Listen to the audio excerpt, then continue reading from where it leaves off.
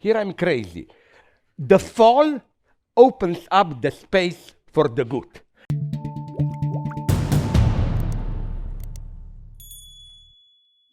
Should we give up on the idea of humans being either inherently good or evil?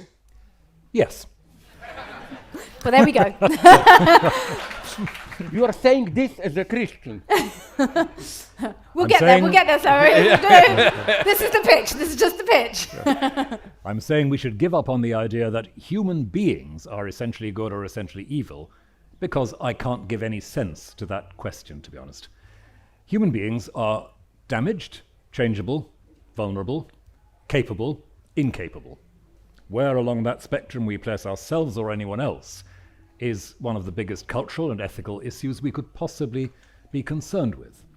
But we're always reaching for apparently simple answers to questions about human nature, which almost any available answer is going to be not just unhelpful with, but possibly destructive. So the short answer is no, we should not think of human beings as essentially this or that. We shouldn't give up on the categories of good and evil, more on that later. We should think what it might be to look at ourselves and one another as, well, sites, places where very different things unfold. And I hope the unfolding will be part of this conversation. Thank you very much. Ria, should we give up on the idea of human beings either being inherently good or evil?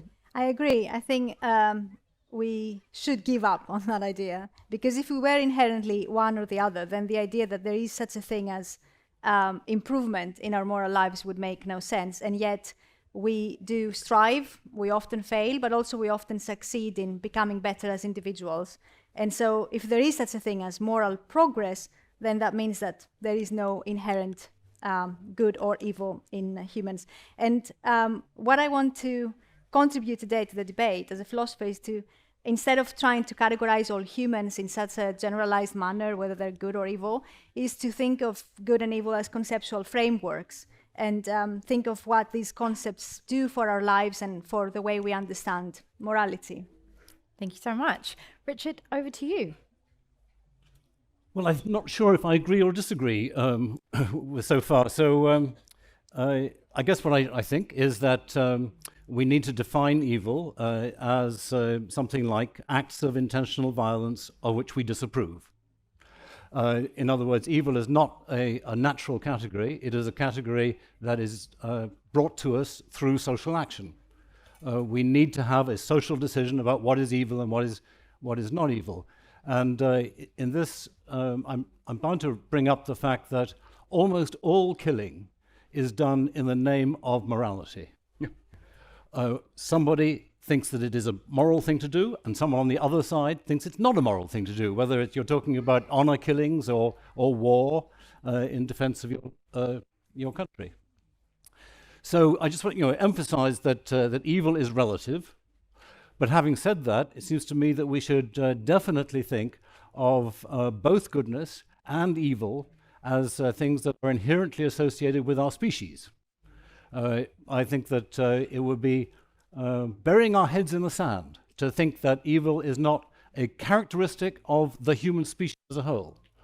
I think also it's characteristic of some individuals, some psychopaths, but not all individuals at all. And it's certainly characteristic of some ideologies.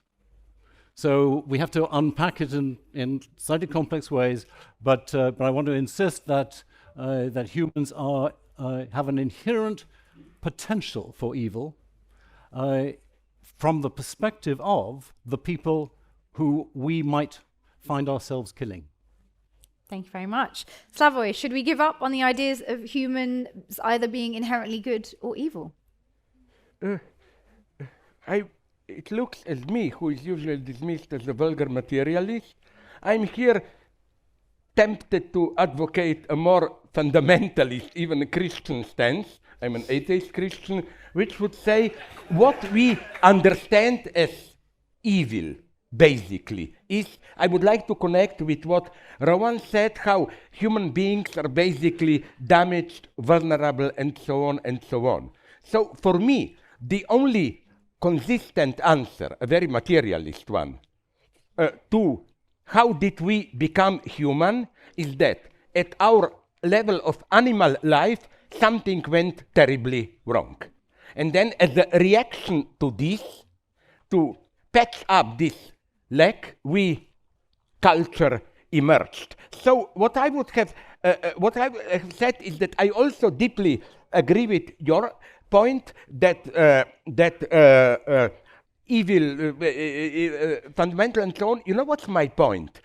My materialist Hegelian reading of evil, in Christian terms, the fall. I think, here I'm crazy, the fall opens up the space for the good. Before the fall, there is no good, because fall is more, for me, not simply fall into sin. Fall is fall from some organic, immediate unity into this vulnerable, open state. And it's, incidentally, to make Hegel actual, in a wonderful, very materialist way. Hegel, in his Anthropology, the beginning of third part of Encyclopedia, is more intelligent than Michel Foucault, where he says that the first stage of being human is madness. We are animals which got lost, no instinctual compass and so on, and then to control this potential evil, we built civilization. So I think that, yes, I totally agree. Culture is contingent, socially, and so on. But you have to presuppose that this is always against a background of a certain fundamental disorientation loss which defines human species. So no good without evil. And I think if you think you can have good without evil potential, you end up doing real evil. What you brought out, this is absolutely crucial, that no Nazi killers and so on, they are not this demoniac romantic evil. No, they are guys who simply think they are doing the greatest self-sacrifice good for their own narrow group and so on and so on. Sorry. Thank you very much. We are definitely coming back to that. In fact, our first theme that we are going to explore is, are good and evil objective? Are they objective categories, or are they categories that we've made up to make sense of ourselves? And I'm going to throw to you, Richard, to open up for us on that. Well, pursuing my previous comments, I absolutely do not think that they are objective categories at all. They are moral categories. And so the origin of good and evil can be seen as the origin of the sense of right and wrong, the origin of morality. And humans have a morality of right and wrong that no other species does. We are unique in that respect. There's a kind of morality of sympathy that some animals can have for each other, but a morality that says this is right and this is wrong, that doesn't exist outside us.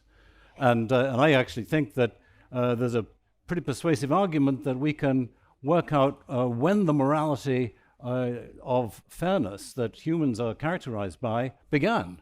And if we had longer, I would say that it is 300,000 years ago. That there's some point at which coincides with the origin of Homo sapiens, that our lives changed. And we developed a sense of right and wrong. And why was that? It was because society changed in such a way that there became a dominant alliance in society, made up, I think, of males, who were able to impose what they considered right and wrong. And at that point, good became a category of things that are in line with, conform to the motivations and wishes of the dominant alliance. They were able to impose this because they had the power of executing anybody in the group. And evil became things that are not in line with the dominant power in the group. So a very relativistic, subjective concept of good and evil. Thank you, Richard. I think that might be a good place to bring you in, Rowan, on I'm guessing maybe you don't agree that good and evil don't exist outside of ourselves, but Yes. going out on a limb. Yeah, but that's a very accurate guess. I think there's a possible confusion here. There's certainly a story to be told of how concepts of good and evil emerge, how concepts of right and wrong emerge, but I think that what Richard has just outlined is, to my mind, reductive. In that, good and evil are not simply about power as those concepts have evolved over the millennia. And I don't think we can now reduce them simply to contests of power. If they were all just about who has the right to the power of life and death, then I don't think it would ever be imaginable that people could say it is good to resist. But it is good to resist is one of the things that's been associated with an ethical standpoint ever since people have started talking about ethics, whether you go back to classical tragedy or to Hebrew Christian scripture or whatever. It is good to resist. Where's that from? Now, that's just one of the things I would find awkward about It's a deep resentment about the power exerted at their expense. But if you say it is good to resist, not simply it is imperative, or I feel I must resist, but there is something to which the powerful should be accountable, which is not currently at work. Oh, well, I mean, the way I would think about it is that those who are saying it's good to resist are shifting their moral framework from the dominant power in the group to the group of resistors. So, the dominant power in the overall group does not, in fact, have an absolute control over the notion of good. That's right, absolutely. Well, It's Let's- a contest. Let's bring Maria Contest in. among power groups. Let's bring Maria in on this. 'Cause maybe you can help us understand these categories, constructed categories, Yeah. useful categories. I think that this distinction between subjective and objective should be approached with great caution, and I think it's problematic because it suggests that moral categories are not as real or as binding because they originate in our practices or language. But the fact, I think, that moral judgments are not objective in the way that truths of physics are held to be does not make them subjective. Nor does it diminish the authority of those judgments. So I think good and evil are indeed human categories that we made to make sense of ourselves, and they are objective. And by objective, I mean that they are something that we can offer definitions for, good or bad definitions, and something we can reason about. But objectivity cannot be detached from, our history and our practices. I want, however, to add something which I hope can kind of cut through this problematic distinction. And that's an idea that I'm very fond of, the idea that goodness has a special link to realism or to reality. And that's an idea that has recently become more prominent thanks to the works of philosophers like Simone Weil, Iris Murdoch, and more recently Cora Diamond, who link goodness to successful perception. Weil calls it attention, and she says that love is the highest form of attention. And Murdoch argues that being good allows us to look at reality more objectively. So this is a view we already find in Plato when he likens the good to the sun, that is something very illuminating. So how can we think of this connection between being good and seeing clearly or in a way that is realistic? I think there are many ways, but one way I want to suggest is that when we try and perceive a situation clearly, what we need to do is give our full attention to the situation.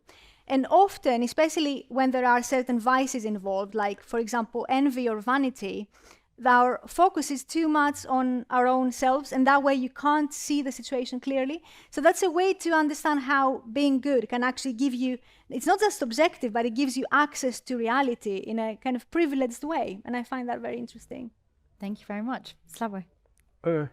My God, it's complex because I agree and disagree with almost all of you. My problem is, first, I agree with this, that today it's put as in the conflict between those advocates for whom sex is natural and LGBT and so on. First, I don't think that this distinction is clear between, to put it vulgarly, nature and culture. Let's take sexual identity, how you identify. I agree with LGBT people and so on, that it's not immediately given. You can culturally identify as a woman, man, trans, and it cannot be deduced from your biological identity. But at the same time, I don't think, as sometimes they put it, that it's simply a matter of personal choice. I feel a woman, I feel a man, or whatever. I think that there is, and the same goes for me then with the problem of good and evil. It's not, if we say it's socially determined, and it is, it doesn't simply mean it's arbitrary and subjective in this narrow sense. I would like to advocate this paradox that our fundamental decisions are unconscious. I repeat always this point, I'm sorry, in the sense of, yes, it is contingent, but you are never in a position, external position to choose. It's like you mentioned love, falling in love. You never look at it, okay, I want to fall in love, you are beautiful, you, let me compare your features. No, falling in love means, and here I don't see clearly your point on clarity. Falling in love means for me something, a great exclusion. You not only see things clearly, but my cynical mind, to see some things clearly. There are many other things that unconsciously you choose not to see clearly. Like we as a civilization, only now we are becoming aware, we decided what happens to pigs, to chicken, and so on, an immense amount of suffering. We were taught to really, to simply ignore that. Or again, falling in love. You never fall in love. All of a sudden, you realize that you are in love. And I think it's the same with religious identity. It's an obscenity, as Kierkegaard knew it clearly, to say, I was reading Jewish texts, Christian texts, and whatever Buddhist texts, and my God, I found the argument for Christianity the best. No, Kierkegaard answers, to see the arguments for Christianity, you already have to believe at some level. To continue watching this video, click the link in the top left or in the description below. Or visit iai.tv for more debates and talks from the world's leading thinkers on today's biggest ideas.